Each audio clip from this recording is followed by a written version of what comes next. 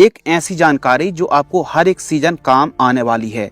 बैगन की उन्नत खेती। बैगन एक ऐसी फसल है जो साल भर खूब ज़्यादा लगाई जाती है। यदि आप सही समय पर बेस्ट वैरायटी का चुनाव करते हैं तो बैगन से काफ़ी अच्छा प्रॉफिट आप निकाल सकते हैं। इस वीडियो को देख करके आप बरसाती, गर्मी, सर्दी और हर एक सीजन पर आप बैगन की खेती कर सकते हैं, क्योंकि इस वीडियो पर हम आपको ऐसी जानकारी साझा करेंगे जिस पर तना छेदक और फल भेदक और छोटी पत्ती रोग, यह 2-3 बीमारी ऐसी समस्या हैं जो बैगन की फसल पर खूब ज़्यादा आती हैं और आसानी से कंट्रोल नहीं होती हैं। तो बैगन की फसल पर फल छेदक है, तना छेदक यानी फ्रूट बोरर और स्टेम बोरर के साथ साथ लिटिल लीफ जो समस्या आती है, इनको आप कैसे कंट्रोल कर सकते हैं, बेस्ट आपको दवाइयों के नाम और बेस्ट वैरायटियों के नाम साझा करने वाले हैं। बैगन की खेती यदि आप बरसाती बैगन की खेती कर रहे हैं तो आप मई जून महीने पर नर्सरी तैयार करके जुलाई महीने पर प्लांटेशन कर सकते हैं। वहीं गर्मियों के लिए आप फरवरी मार्च महीने पर प्लांटेशन कर सकते हैं, जबकि सर्दियों के लिए आप सितंबर अक्टूबर महीने पर प्लांटेशन कर सकते हैं। बैगन की खेती यदि आप बरसात पर कर रहे हैं तो उत्तम जल निकास का प्रबंध होना बहुत ज़्यादा जरूरी है। बढ़िया साफ सफाई करके बेड बना करके आप बैगन को लगाएं। उन्नतशील किस्मों की बात करते हैं तो वैसे तो हर एक जो वैरायटी, जब भी हम किस्मों की बात करते हैं तो हर एक वैरायटी अपने एरिया के हिसाब से सर्वश्रेष्ठ होती है। जो आपके एरिया के हिसाब से क्लाइमेट्स रहता है उस हिसाब से वैरायटी तैयार की जाती हैं। तो अपने एरिया पर जो उन्नत किस्म हो उस वैरायटी का ट्राई आप कर सकते हैं और बाकी इन किस्मों से भी अच्छी पैदावार निकाल सकते हैं। वीएनआर की उत्कल वैरायटी आती है, सफेद रंग के बैगन होते हैं। नंबर 2 कलश जनक F1 ब्लैक रंग के थोड़ा बड़े साइज के बैगन होते हैं। सनगिरो की प्रगति आती है जो कि छोटे टाइप के बैगन होते हैं भरमा टाइप के बनाने के लिए। और NVH नॉर्थ सीड्स की NVH 13 के नाम से वैरायटी आती है, कांटेदार बैगन होते हैं। बाकी अब तो और भी ज्यादा VNR की 212 वैरायटी है, तो अलग अलग किस्मों को आप ट्राई कर सकते हैं। तो अपने एरिया के हिसाब से जो बेस्ट वैरायटी जो चलने वाली किस्म हो ऐसी किस्मों का चुनाव आप कर सकते हैं। अच्छी पैदावार देने वाली वैरायटी का चुनाव करें, जो आपके एरिया में डिमांडेबल वैरायटी हो, ज्यादा उपज वाली वैरायटी हो, ऐसी किस्मों का चुनाव करें।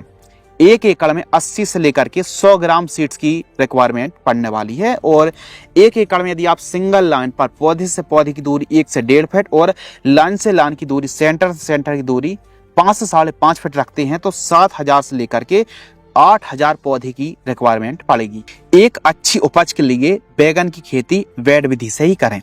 ज्यादा बरसात हो जाने पर पानी ज्यादा देर तक पौधे के पास रहता नहीं है तो बेड बना करके ऊंचे स्थानों पर आप बैगन को लगाएं। बेड की चौड़ाई 2.5 से 3 फीट, बेड से बेड की दूरी लगभग 3 फीट और सेंटर सेंटर की दूरी 5 फीट, जबकि ऊंचाई 1 फीट आपको रखना चाहिए। खरपतवार एक बड़ी और मेजर समस्या है तो इसके लिए मल्चिंग पेपर आप लगा सकते हैं, 25 से 30 माइक्रोन का मल्चिंग पेपर। बैगन की फसल पर स्प्रे शेड्यूल काफी ज्यादा जरूरी होता है, क्योंकि सही समय पर सही दवाइयों का स्प्रे करेंगे तो आप आसानी से कंट्रोल पा सकते हैं। तो अलग अलग प्रकार की बीमारी आती हैं, सफेद मक्खी है, फल छेदक है, तना छेदक है, नेमेटोड्स की समस्या आती है, छोटी पत्ती रोग है, बैक्टीरियल विल्ट है, झुलसा है, पाउडरी मिल्ड्यू, अलग अलग समस्याएं आती हैं। सबसे पहले तो आपको निराई गुड़ाई करनी, साफ सफाई बनाकर रखना है। ऐसा नहीं कि बहुत ज्यादा खरपतवार स्प्रे करे जा रहे हैं।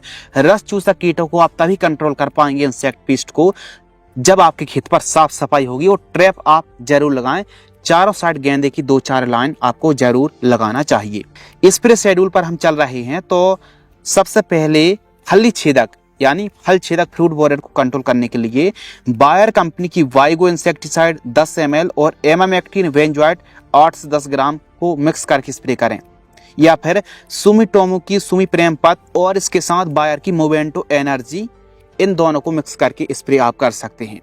सूखने की समस्या आ रही है तो आप प्री में पहले ही, बीमारी आने से पहले आप एक काम कर सकते हैं कि प्री प्रिकॉशंस है कि आप एंट्राकॉल और एलिट का स्प्रे कर सकते हैं। एलिट को आप सॉइल एप्लीकेशन चला सकते हैं, ट्राइकोडर्मा को चला सकते हैं। जबकि फंगस की रोकथाम करने के लिए कॉपर ऑक्सीक्लोराइड 50 ग्राम की दर से स्प्रे कर सकते हैं 15 लीटर पानी में घोल करके। इसके साथ ही यदि तना छेदक की समस्या बढ़ती है तो कोराजन, सिमोडेस एक्सपोनस या फिर अदामा की फिलेथोरा का स्प्रे आप कर सकते हैं, खासकर तना छेदक की रोकथाम के लिए और फल छेदक की रोकथाम के लिए इन 3 दवाइयों में से किसी भी दवाई का स्प्रे आप कर सकते हैं बदल बदल करके। हाई टेम्परेचर की दशा पर काफी ऐसे कीटनाशक हैं जो रिजल्ट अच्छा नहीं दिखा पाती हैं, तो बैगन की फसल पर कोई भी दवाई को लगातार या फिर बार बार स्प्रे ना करें, बदल बदल करके न्यू ब्रांड इंसेक्टिसाइड का स्प्रे आप करें, तब जाके फल छेदक और तना छेदक पर बहुत अच्छा कंट्रोल मिलता है। वहीं खाद शेड्यूल की बात करें तो पहली खाद 30 से 40 दिन की फसल में माइक्रोन्यूट्रिएंट और यूरिया खाद का इस्तेमाल करें। दूसरी खाद 60 से 80 दिन की फसल में कैल्शियम नाइट्रेट और सागरिका बोरोन का इस्तेमाल आप कर सकते हैं। फल की अवस्था में मैग्नीशियम सल्फेट, बायोजाइम और यूरिया का इस्तेमाल आप करें। प्रथम जो तोड़ाई है 55 दिन के आसपास की जब हमारी फसल हो जाती है तो हार्वेस्टिंग के लिए यह क्रॉप, हमारी बैगन की फसल ब्रिंजल क्रॉप तैयार हो जाती है। बाजार भाव, बैगन एक ऐसी फसल है, रेट अच्छे मिले तो 40 पार भी हो जाते हैं और बहुत कम रहते हैं तो फिर जो हार्वेस्टिंग का भी खर्च है ना वो भी नहीं निकल पाता है। तो इसीलिए अपने हिसाब से बेस्ट समय का चुनाव करके बैगन की खेती करें।